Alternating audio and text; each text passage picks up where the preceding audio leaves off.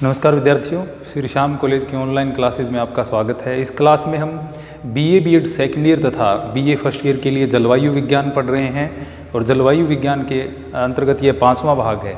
जलवायु विज्ञान में हम पढ़ रहे थे वायु राशियाँ, एयर मासेस। वायु राशियों की परिभाषाओं के बारे में, उनके विशेषताओं के बारे में, आदर्श दशाओं के बारे में हमने पढ़ लिया था। आज हम पढ़ेंगे जलवायु राशियों का वर्गीकरण, यानी वायु राशियों का वर्गीकरण हम पढ़ेंगे।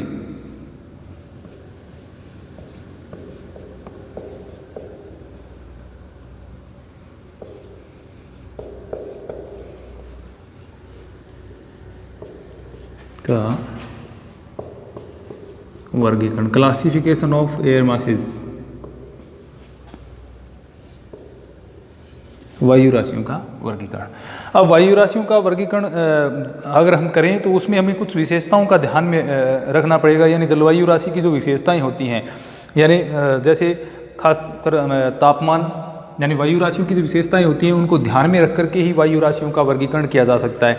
अब जैसे हमने पढ़ा कि वायु राशि एक वायु का पुंज होता है जिसमें तापमान एवं आर्द्रता संबंधी और ताप पतंदर संबंधी जो समानताएं इसमें देखने को मिलती हैं, लंबे चौड़े एरिया में ये फैली होती हैं। तो वायु राशियों की विशेषताएं क्या होंगी? तापमान,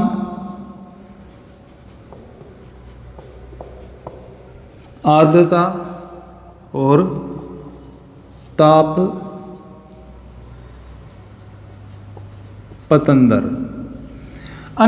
ये जो चीजें हैं इनको हमें ध्यान में रखना होगा वायु राशियों का वर्गीकरण करते समय। यानी तापमान संबंधी विशेषताओं को ध्यान में रख करके, आर्द्रता संबंधी विशेषताओं को ध्यान में रखते हुए और ताप पतंदर जो है, यानी ये तीनों चीज़ों को हम ध्यान में रखते हुए क्या है, जलवायु राशियों का वर्गीकरण करते हैं, वायु राशियों का वर्गीकरण करते हैं। यानी वर्गीकरण ऐसा होना चाहिए जिसमें ये तीनों विशेषताएं समाहित हो जाएं, ये सारी विशेषताएं समाहित हो जाएं, ऐसा वर्गीकरण हमें वायु राशियों का करना होगा। तो इस दृष्टिकोण से अगर वायु राशियों की उत्पत्ति क्षेत्र पर उसकी जो मौसमी दशाओं तथा मार्ग में जो परिवर्तन होते हैं, जैसे हमने परिवर्तनों को देखा, एक तो उत्पत्ति क्षेत्र से जो वायु राशियाँ चलती हैं और उत्पत्ति क्षेत्र से चलने के बाद जो वो अपने विजिटेड एरिया जो होता है, यानी जहाँ पर वो पहुँचती हैं, आगंतुक एरिया जो इसका क्षेत्र जो होता है जहाँ पर ये पहुँचती हैं, तो उसमें जो विशेषताएं हैं, उसकी धरातलीय विशेषताएं जो होती हैं उनको समाहित करती हैं। उनके कारण इनमें क्या होता है, रूपांतर, जो कि हमने पढ़ा था। रूपांतर दो प्रकार का इसमें होता है। एक तो होता है ऊष्मागतिक, यानी तापमान का कम होना, ज़्यादा होना, आर्द्रता का कम होना, ज़्यादा होना। इसके अलावा दूसरा होता है यांत्रिक, जिसमें वायु राशियों के ऊपर उठने और नीचे गिरने, विक्षोभ के कारण उसमें परिवर्तन होने की आदि की जो क्रियाएं हैं उनको सम्मिलित किया जाता है। तो इन परिवर्तनों को इसमें ध्यान में रखा जाता है। तो इस दृष्टिकोण से वायु राशियों की उत्पत्ति क्षेत्र में उनकी मौसमी दशाओं तथा मार्ग में जो होने वाले ऊष्मागतिक एवं यांत्रिक परिवर्तन है उनको भी ध्यान में रखना चाहिए। तापमान, आर्द्रता और ताप पतंदर, ये सारी चीज़ों को हम जब समाहित करेंगे तो उससे क्या होगा, वायु राशियों का एक उचित वर्गीकरण है वो प्रस्तुत किया जा सकेगा, वर्गीकरण है वो किया जा सकेगा। तो इस प्रकार अगर वायु राशियों में परिवर्तन करने वाली जो प्रमुख प्रक्रियाएं हैं उनमें दो हो गई, उसमें एक ऊष्मागतिक होगी और दूसरी होगी यांत्रिक। तो इनसे क्या होगा, इनसे इन जो गतिक प्रक्रियाओं के आधार पर जो बर्गरान है उन्होंने जलवायु वर्गीकरण में दो प्रकार के वर्गीकरण प्रस्तुत किए हैं। बर्गरान ने दो प्रकार के वर्गीकरणों की बात की है। एक तो इनमें होगा भौगोलिक विशेषताओं के आधार पर, जैसे ऊष्मागतिक परिवर्तन जो होते हैं उसमें हम देखें तो तापीय जो भौगोलिक दशाएं हैं उनका प्रभाव वायु राशियों पर देखने को मिलता है। तो बर्गरान के अनुसार, बर्गरान या बर्जरान भी इनका नाम देखने को मिल सकता है, इनके अनुसार दो प्रकार बनते हैं। एक तो इनका वर्गीकरण होता है, वह होता है भौगोलिक प्रकार का, भौगोलिक वर्गीकरण। और जो दूसरा वर्गीकरण बनता है वह है ऊष्मागतिक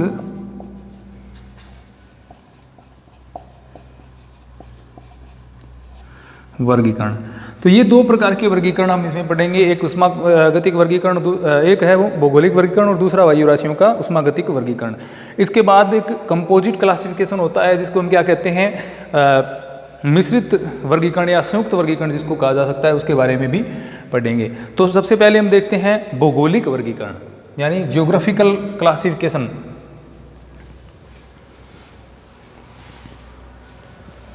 पहला है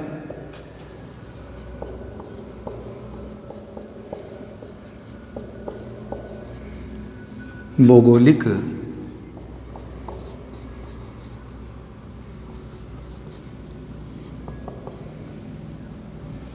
वर्गीकरण, जिसको हम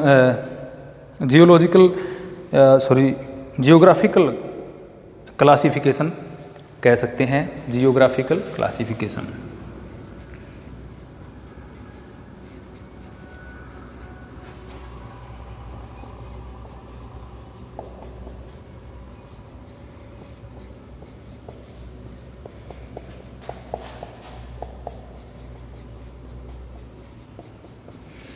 तो ये तो भौगोलिक आधार पर जो वर्गीकरण किया जाता है उसको जियोग्राफिकल या भौगोलिक वर्गीकरण के नाम से जाना जाता है। अब भौगोलिक वर्गीकरण में मूल रूप से जो वायु राशियों के उत्पत्ति क्षेत्र होते हैं उसके आधार पर इनका वर्गीकरण किया जाता है। उत्पत्ति क्षेत्र जो होते हैं उनका जो तापमान होता है उसके आधार पर, यानी उत्पत्ति है वो कौन से प्रदेश में हो रही है उसके आधार पर, उत्पत्ति क्षेत्रों के तापमान के आधार पर, उत्पत्ति क्षेत्रों के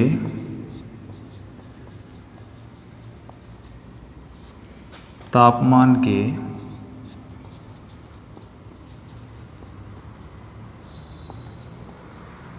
आधार पर, उत्पत्ति क्षेत्रों का जो तापमान होगा उसके आधार पर जो वर्गीकरण किया जाएगा वो क्या कहलाता है, भौगोलिक वर्गीकरण। इसके आधार पर दो प्रकार की वायु राशियां बन सकती हैं। अब उत्पत्ति का जो क्षेत्र है वो अगर उष्ण क्षेत्र है, यानी उष्ण कटिबंधीय क्षेत्र में अगर वायु राशियां उत्पन्न हो रही हैं तो वो कैसी होंगी, गर्म वायु राशियां होंगी। और दूसरा जो शीत प्रदेशों में वायु राशियां उत्पन्न हो रही हैं वो ठंडी वायु राशियां होंगी। तो उत्पत्ति क्षेत्र का तापमान अगर अधिक है तो वहाँ पर जो वायु राशियां उत्पन्न हुई वो कैसी होंगी, गर्म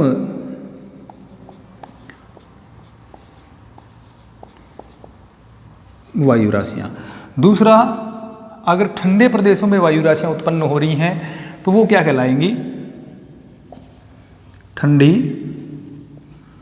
वायु राशियां। अर्थात कम तापमान वाले क्षेत्र में उत्पन्न होने वाली वायु राशियां क्या कहलाएंगी, ठंडी, और अधिक तापमान वाले क्षेत्र की वायु राशियां कहलाएंगी गर्म वायु राशियां। तो उत्पत्ति क्षेत्रों के तापमान के आधार पर जो भौगोलिक वर्गीकरण बनता है उसमें दो प्रकार वायु राशियों के बनते हैं, एक गर्म वायु राशियां और दूसरी बनती हैं ठंडी वायु राशियां। अब भौगोलिक वर्गीकरण के अंतर्गत जो उत्पत्ति क्षेत्रों की भौतिक विशेषताओं को जो प्रमुख आधार है वो बनाया जाता है। अब ट्रिवार्था ने वायु राशियों की जो भौगोलिक अवस्थितियाँ हैं उसके आधार पर इनको दो वर्गों में रखा है। वायु राशियों की भौगोलिक अवस्थिति के आधार पर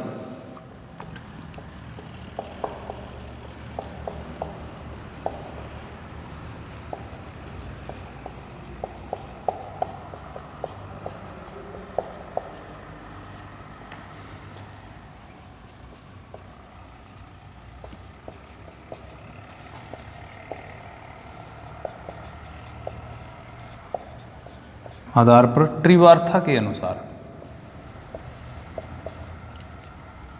ट्रिवार्था के अनुसार भी कितने प्रकार हैं इसके, दो प्रकार भौगोलिक अवस्थिति के आधार पर होंगे। एक होगा उष्ण कटिबंधीय वायु राशियां और दूसरा होगा ध्रुवीय वायु राशियां।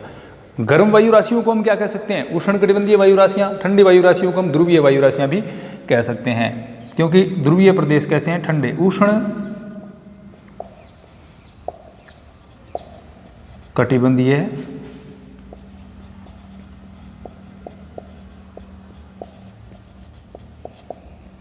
वायु राशियां। दूसरा ध्रुवीय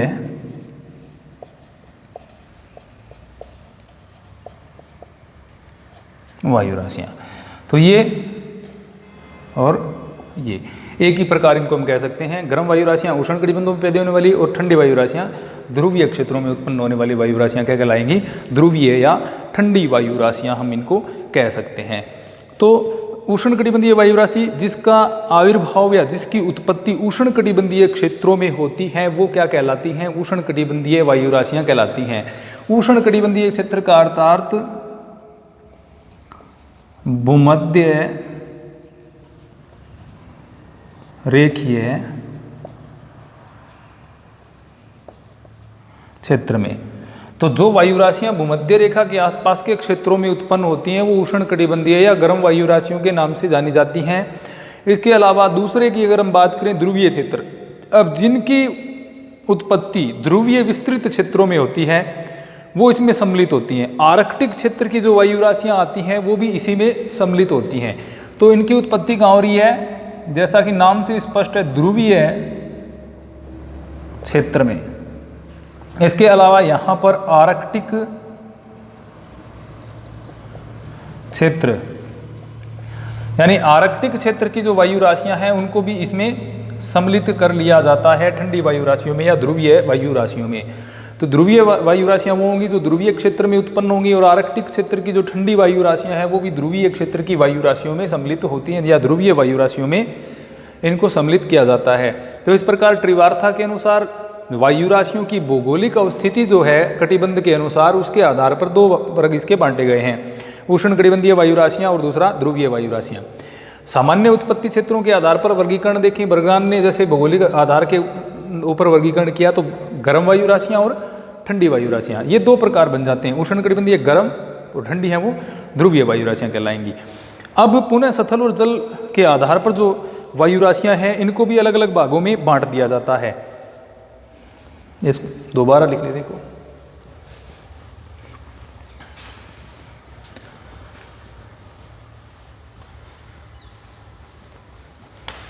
नंबर 1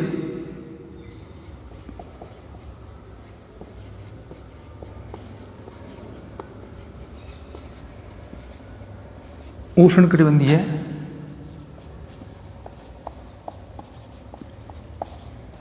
वायु राशियां यानी गर्म वायु राशियां। दूसरी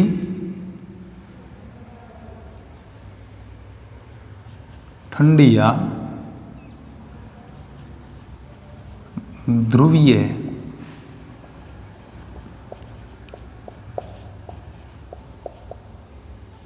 वायु राशियां। अब उष्णकटिबंधीय जो वायु राशियां होंगी उनको भी अब ये दोनों स्थलों पर जगहों पर हो सकती है, यानी अगर हम जल एवं स्थल के आधार पर देखें तो प्रत्येक को महाद्वीपीय तथा सागरीय प्रकारों में भी बांटा जाता है। अब जैसे उष्णकटिबंधीय वायु राशियां हैं तो उष्णकटिबंध में केवल ये तो है नहीं कि वहाँ पर केवल स्थलीय भाग है या जलीय भाग है, तो इसके आधार पर उष्णकटिबंधीय वायु राशियां जल एवं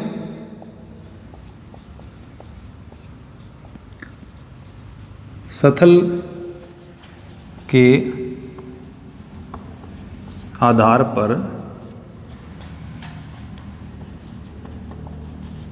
बांटी जाती हैं, यानी भिन्न भिन्न प्रकारों में इसको हम बांट देंगे। ध्रुवीय वायु राशियां भी स्थल एवं जल के आधार पर ये बांटी जाती हैं, या ये भी कह सकते हैं ये अलग अलग होती हैं। ये भी स्थल एवं जल के आधार पर अलग अलग होती हैं। तो यानी महाद्वीपीय और महासागरीय, जलीय भाग को महासागरीय भाग में सम्मिलित करते हैं और स्थलीय भाग है उसको महाद्वीपीय भाग में सम्मिलित करते हैं।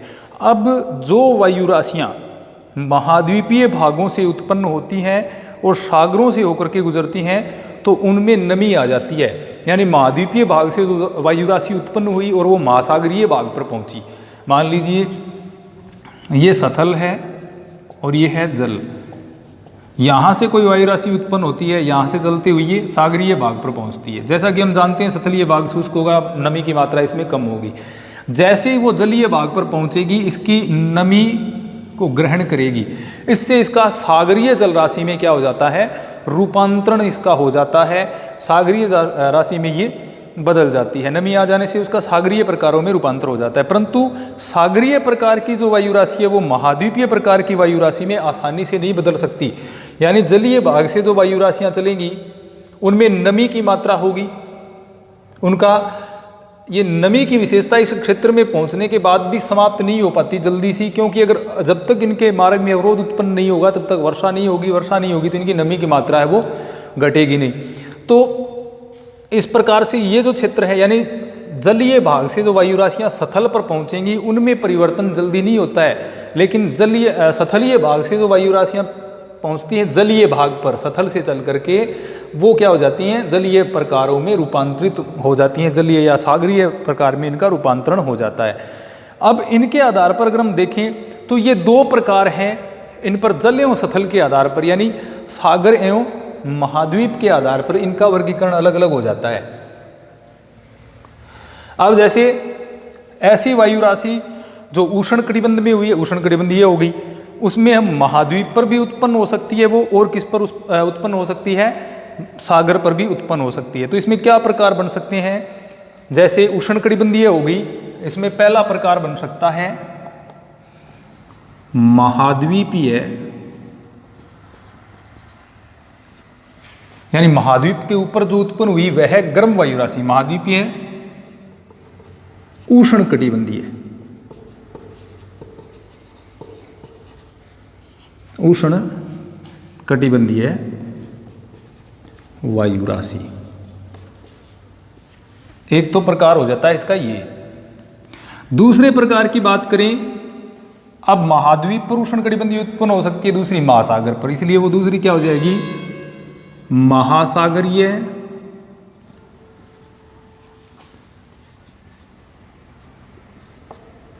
उष्ण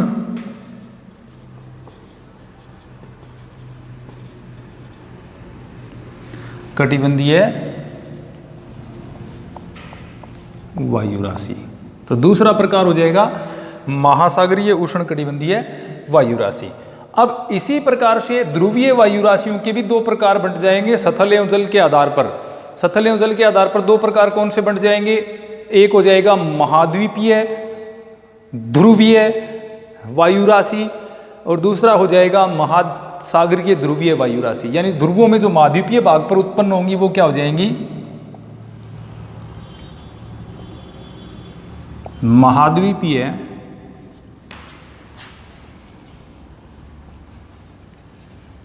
ध्रुवीय, दूसरी हो जाएगी जो महासागरीय भाग पर उत्पन्न होगी महासागरीय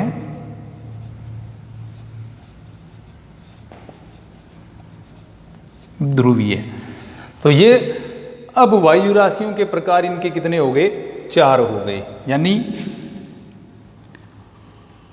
1, 2, 3 और 4, ये चार प्रकार इनके बन जाते हैं।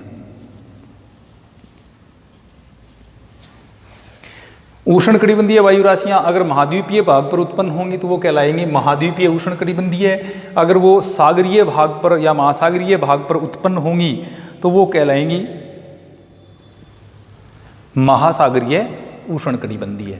इसके अलावा जो वायु राशियां ध्रुवीय क्षेत्रों में उत्पन्न होंगी और महाद्वीपों पर उत्पन्न होंगी तो वो कहलाएंगी महाद्वीपीय ध्रुवीय। अगर महासागरीय भाग में ध्रुवीय क्षेत्र में उत्पन्न होंगी तो महासागरीय ध्रुवीय कहलाएंगी। अब जो उष्ण कटिबंधीय वायु राशि है उसके लिए जो अक्सर काम में लिया जाता है वह है टी। टी का अर्थात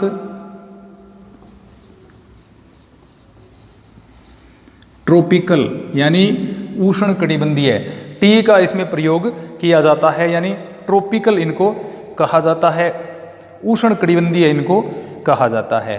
अब जो वायु राशियां ध्रुवीय क्षेत्र में उत्पन्न होती हैं उनके लिए एक सिंबल का प्रयोग किया जाता है, वह है पी। पी का अर्थ है पोलर, यानी जो पोलर रीजन में उत्पन्न होती हैं वो कहलाएंगी, पी सिंबल आएगा उनका, और जो उष्ण कटिबंध में उत्पन्न होंगे उनके लिए टी सिंबल का प्रयोग में लेंगे। तो ये तो हो गए मुख्य दो प्रकारों के लिए हमने जो सिंबल काम में लिए वो। अब इनके लिए महाद्वीप और महासागर के लिए भी अलग अलग स्वरों का प्रयोग किया जाता है। अब जैसे महाद्वीपीय, महाद्वीप को कहते हैं कॉन्टिनेंटल,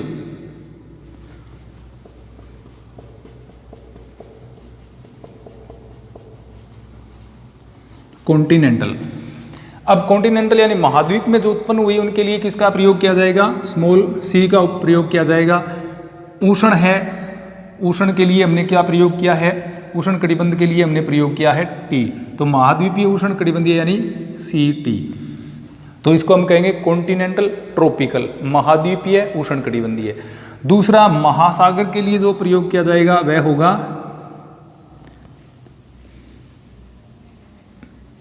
एम, स्मॉल एम, जिसका अर्थ है मैरीटाइम। मैरीटाइम तो यहां पर हो जाएगी एम टी। सी टी अर्थात कॉन्टिनेंटल ट्रॉपिकल, एम टी अर्थात मैरीटाइम ट्रॉपिकल। अब उसके बाद में ध्रुवीय वायु राशियों के लिए जो काम मिलेंगे वो होगा, जैसे महाद्वीप के लिए हमने यहां पर काम लिया कॉन्टिनेंटल सी स्मॉल। अब ये है ध्रुवीय, ध्रुव के लिए पी, तो ये हो जाएगी सी पी। अब इसके बाद में महासागरीय ध्रुवीय, महासागरीय मैरीटाइम एम पी यानी मैरीटाइम पोलर। तो इस प्रकार से ये चार वर्ग इसके बन जाते हैं, जो तापीय विशेषताओं के ऊपर यानी भौगोलिक जो वर्गीकरण है उसके आधार पर बनते हैं, जिसमें तापीय विशेषताएं समाहित होती हैं, भौगोलिक इनकी विशेषताएं समाहित होती हैं।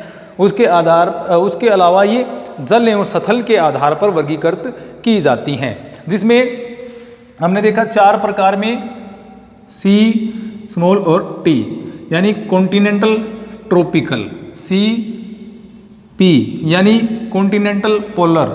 उसके बाद में ये तो हो गए दोनों उष्ण कटिबंधीय।